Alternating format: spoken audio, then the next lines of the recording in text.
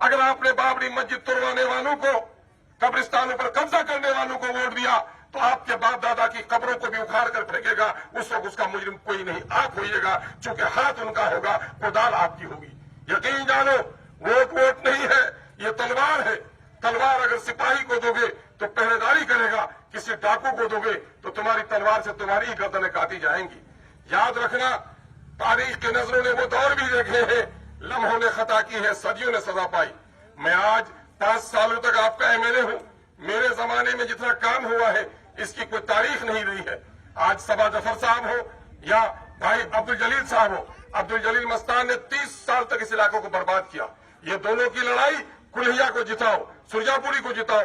कुल्हिया और सुरजापुरी की लड़ाई में अमोर बैसा के नौजवानों तुम हार गए हो। तुम्हारी सड़कें नहीं बन सकी, तुम्हारे पुल नहीं बन सके। बकराधार में पुल सैंक्शन करवाया। सैलाब के जमाने में तुम्हारी कोई खैरियत पूछने नहीं आता था।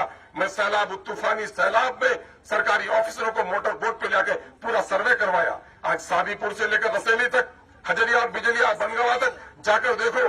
कनकई में, मानंदा में और परमान में 32 करोड़ रुपए से हमने जो काम करवाया है वो अपनी नजीर आप है। रसेली और खारी का पुल 10 सालों से लटक रहा था। ये कह रहे कि मेरे चचा की हुकूमत है, बनवा न सका।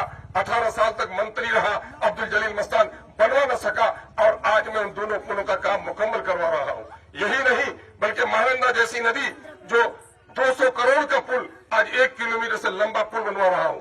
नौजवानों, बेटियों, बहनों और बुजुर्गों, तुम्हें फख्र होना चाहिए कि विधायक अमोर का जब असेंबली में बोलता है, सब लोगों की दुम दब जाती है और हक की आवाज अख्तर ईमान बुलंदी के साथ बोलता है। आज बिहार के किसी भी हिस्से में मुसलमानों पर जुल्म हो, आवाज कांग्रेस के लोग नहीं उठाते, राजद के लोग नहीं उठाते, जदयू और भाजपा के लोग नहीं उठाते हैं। अमोर बैसा का अख्तर ईमान उठा रहा है।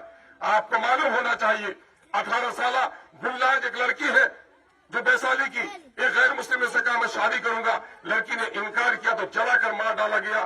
किसी जालिम के मुंह पर आवाज नहीं उठी। अगर आवाज उठाया तो अमोर बैसा का आपका खादिम अख्तर ईमान उसके खिलाफ आवाज उठाया।